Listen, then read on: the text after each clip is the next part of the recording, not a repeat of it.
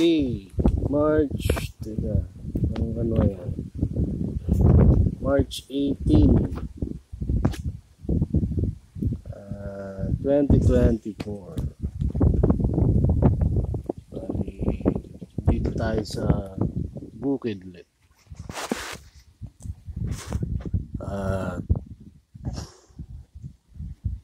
As usual, yung mga siraulo nandito, nakakasunod sa atin. Bali, ibang klaseng gumalaw itong mga gagong to. Kasi hindi ko alam, mga malalaking mga grupo, sabihin na natin mga grupo ng broadcasting, GMA, grupo ng radyo. At gusto ko sana makuha nyo lahat yung mga ebidensyang kailangan natin para pakita natin sa tao yung tunay na baliw. Kasi ako lang mag-isa rito, tapos baligtarin nila ako. So gusto kong i-video nyo, gusto kong kunan nyo ng ebidensya. So araw-araw, gabi-gabi, kada madaling araw, nandun sila. So anong klaseng mga tao na to? Paano ba hindi ko na ma-spelling kasi kung anong klaseng tao na tong mga to, kasi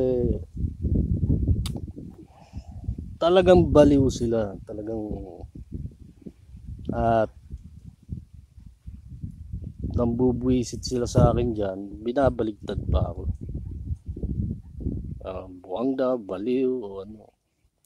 Kaya gusto kong ipakuha sa inyo mga ebidensyang kailangan natin, kasi dadayain tayo ng mga demonyong to, lalo na yung mga siraulong iglesia, lalo na mga dating danden, lahat ng mga sinagasaan natin na dumidiskarte.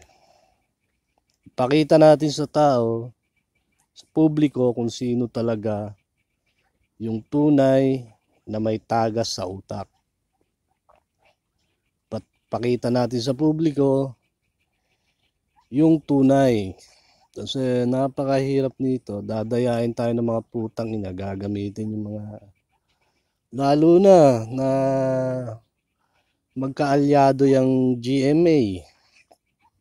Naririnig ko pa dito si Duterte na naman, putang ina, siraulo niya.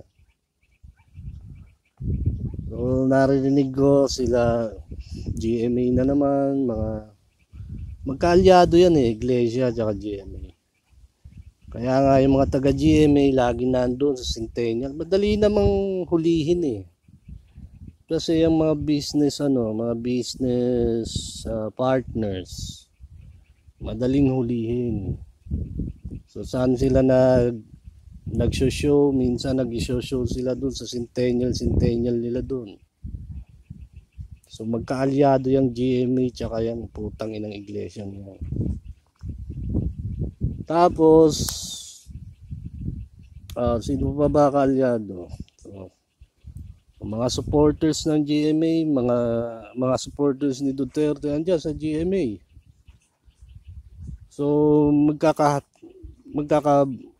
huling-huli mo yung isang buong grupo kung sino yung gumagalaw dito.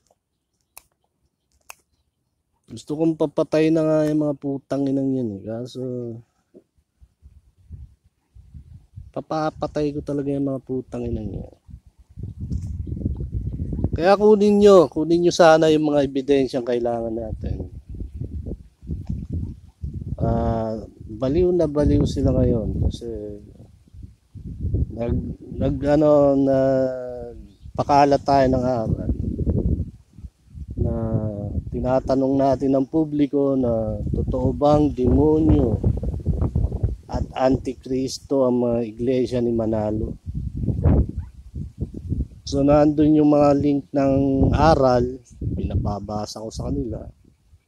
So halos lahat ng barangay dito sa Cavite, Barangay Tansa dito sa Bagtas, dun sa General Trias, kahit saan dito sa Cavite, dun din sa Maynila, sa Quiapo, sa Divisoria, Raon, sa Mindanao, Pagadian, lahat yung kinalat ko dun.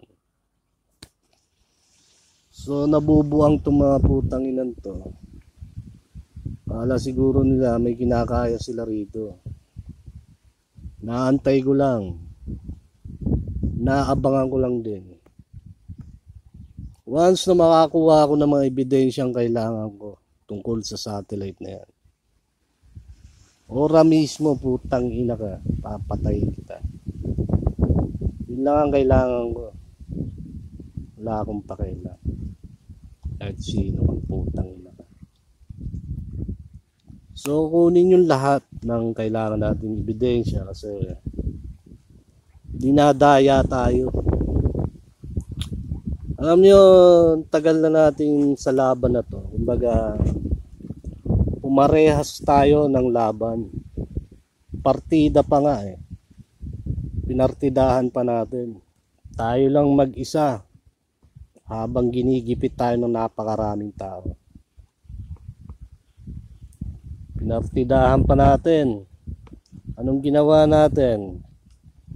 Nagbasa tayo, nagsulat, nagpaliwanag sa tao. Ano na nangyari ngayon? Ano ba nangyayari ngayon? Tatanungin ko kayo. Ngayon siguro, pag lumabas yung ebidensyang yun, ewan ko lang kung anong baligtad ang gagawin nila. Kaya ako pinahuhuli sa inyo. Pinakukuha ko sa inyong lahat. Kunan nyo ng litrato, kunan nyo ng video, kunan nyo lahat. Kunin nyo yung pangalan, putang ina. Wala akong pakialam. Siguro kahit siguro panghiwa ng kamatis pwede na siguro. Walang nagbibigay sa akin ng baril dito kahit siguro 22 Kahit ano ba tawag dito yung hindi pwedeng sumpa kasi isa lang putok lang yun. Ganda na siguro kahit yung mga pang cowboy lang na pwedeng galabitin. Ewan ko, takot na sila eh. Buwang na sila dito sa Cavite. Bali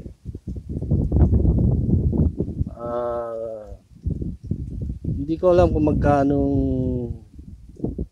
pera ang pinamumudmud nila dyan. Sabi ko nga sa inyo, oras-oras, bawat minuto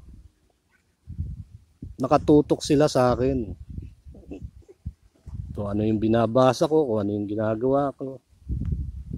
Bawat segundo, bawat minuto, bawat oras. Araw-araw yun. 24 oras, 24 oras.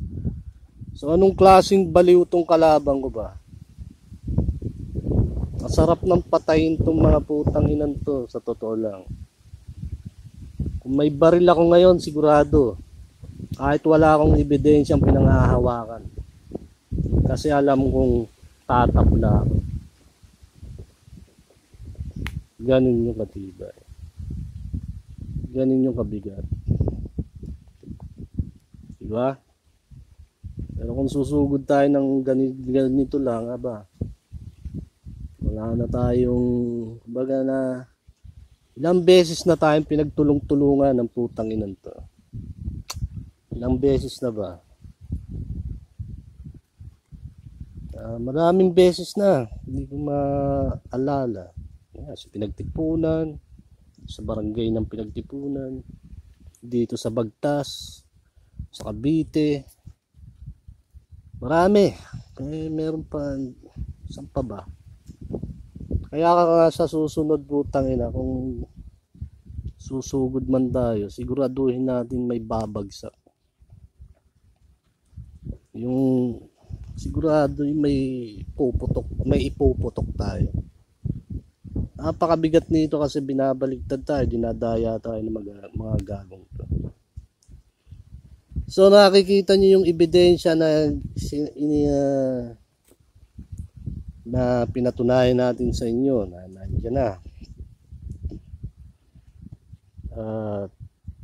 Andun mga hindi lang naman ako ang magsasabi sa inyo, kundi mahirap kasi magbuhat ng sariling bangko. Mas maganda kayong magbuhat ng bangko ko para mas maganda laban, diba? So pinakukuha ko sa inyo lahat ng ebidensyang yun para may sa publiko natin, mailagay natin sa publiko, maibigay natin sa publiko kung paano diskarte ang ginagawa nila rito. So kung magka LSFM, kaka brand yan ng mga ng mga taga GMA, magkakaalyado yan. Putang inang yan. Siguro may kinakaya sila rito. Kasi tansyahan yan Nung una tawa-tawa sila. Tatawa lang sila kasi wala tayong alam wala tayong ano ba yung itatapat mo, mapaka-impluwensya ng kalaban mo, ano bang klase, ditawanan sila, tatawanan mga putang na. So ano ngayon ang impluwensya natin, gaano na ba tayo katibay sa publiko at sa buong mundo? Ano ang pinangahawakan natin yan? Ako, wala akong problema. Nakikipagpatayan naman tayo. Ilang beses na tayo. Tutang ina, muntik na nga tayo sa bagtas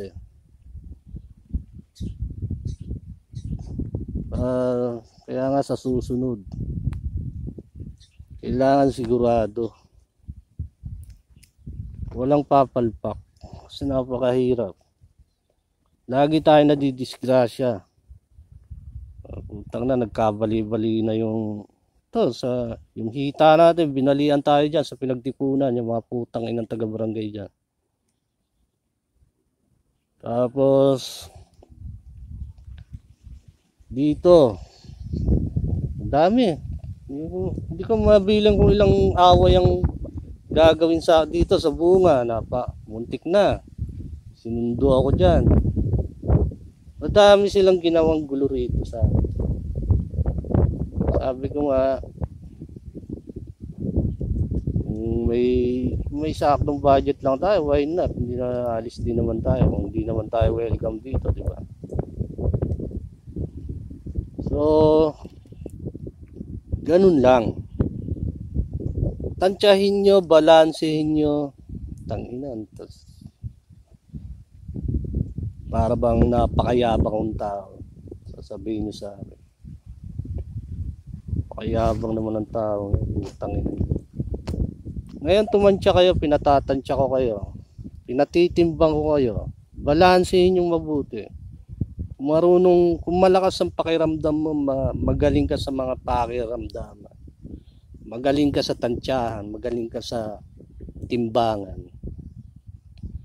Gaano na tayo kalakas, gaano na tayo kabigat sa publiko, gaano na tayo kabigat. Gamit na lang ang kulang natin, kulang na lang ng gamit para umpisa natin to. Wala naman silang magagawa kung sumugod ako sa kanila. Dahil oras na mahawakan ko ang ebidensyang yan, pakakalat ko na yan sa mga tropa. Walang makakalusot sa akin, putang ina. Hindi ko naman kayo kailangan, yung mga malalaking grupo. Ang kailangan ko yung kasama ko na may puso sa bansa, na marunong magbigay ng karangalan sa bansa. Diba? Putang ina, mga ewan ko, kasi ang pinagmamalaki yata ng gobyerno itong basurang iglesyang to, kasi nga napakarami nilang simbahan sa iba't ibang bansa. Baka dumating ang araw maging Smoky Mountain na lang yung mga simbahan nilang yun. Totoo kaya yung sinasabi ko? Magiging basurahan na lang ang simbahan nilang yun. Sasabihin ko sa kanila. Ngayon tumantya kayo, bumalansi kayo, tumimbang kayo. Tatandaan nyo na, hindi na kayo bata. Tumimbang kayo. Balansin nyo, tumantya kayo. Gaano na tayo kabigat?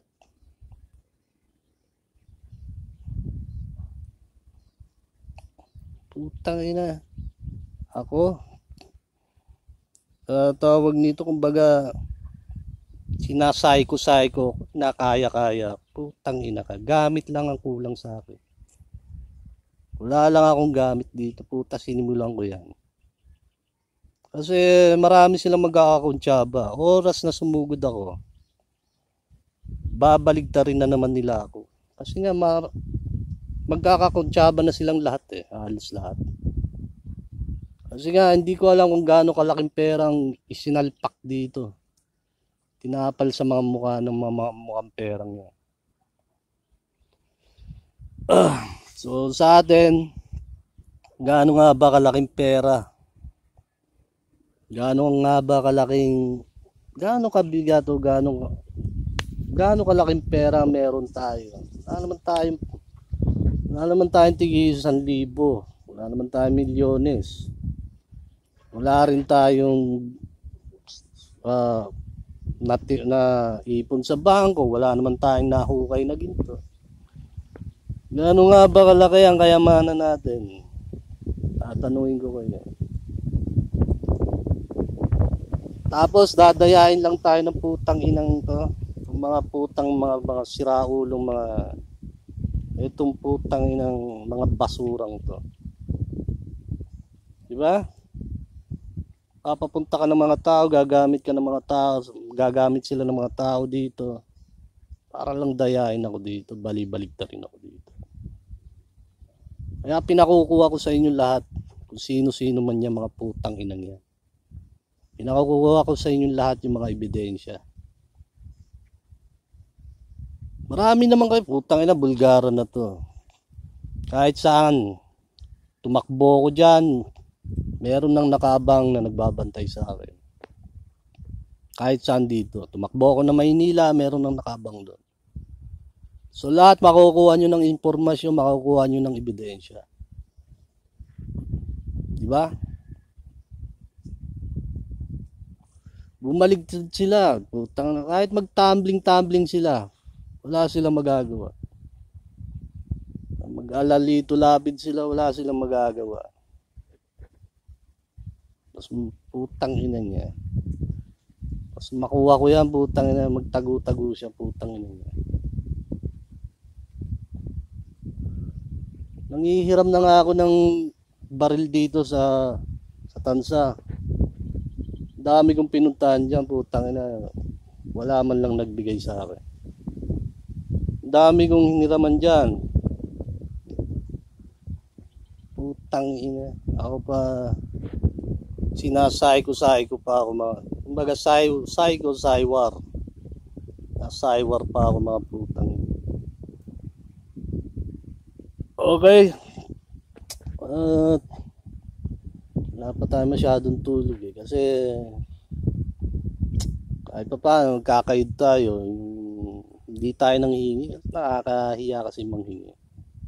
Totoo lang, sa buong buhay ko, putang na, ngayon lang ako nanghingi sa mga putang nang never kong nagawa sa buhay ko nang pumunta sa classmate ko na halos 20 years mo nang hindi nakita, napuntahan mo pa, putang inang niya. Halos mahigit 20 years na hindi na kayo nagkikita. Tapos napuntahan mo pa yung classmate mong yun. Utang na, ngayon ko lang nagawa sa buhay ko yun. Kaya sabi ko, someday makakabawi din ako sa inyo. Baka hindi man pera, baka siguro yung tatak ng tropa natin na isang nakilala mo ko bilang isang tropa mo, napakaswerte mo nun. Dahil sasabihin ko sa inyo na hindi ko naman kayo ipapahiya pagka nagkaklandan na sa buong bansa at sa buong mundo. So kailangan ko ng assist nyo. Lahat sana makuha nyo ang mga ebidensya. Tignan natin kung hanggang saan ba kaya ng mga putang inan to. Ilang tawag dito, impluwensya. Ano bang kapangyarihan, impluwensya nila? Diba? Ano bang kapangyarihan na meron sila? Putang ina. Nakakabwisit. Para bang may tatapat sila sa akin. Sige, tumansya ka, tumimbang ka. Timbangin mo, tumansya ka, matanda ka na. Alamin mo, may kaya ba silang itapat sa akin? Baril na lang ang kulang natin. Magkakaalaman tayo. Magkakaalaman kami lahat. Magkakaalaman tayo lahat. Okay. Pakalat nyo to sa tropa at sabihin nyo na magpadala ng tao muna dito sa Cavite kasi talagang malala sila. Kumbaga basag na pula nila. Basag na pula nila. Tagas na. So sino ba namang abnormal na tao magbabantay ka sa akin ng 24 oras lahat ng kilos? Putang ina. Ibang klase sasabihin ko sa inyo. Okay, ipakalat sa tropa. Kunin nyo lahat ng impormasyon, kunin nyo lahat ng kaya nyo na ebidensya makukuha nyo. Voice record, video ng satellite na yan kung saan nila ako nakikita. Lahat ng ebidensya kunin nyo. Tignan natin kung saan sila tatak. Hanggang saan sila. Susunod na ulit and tignan natin makakagawa pa tayo mamaya. Babay na muna.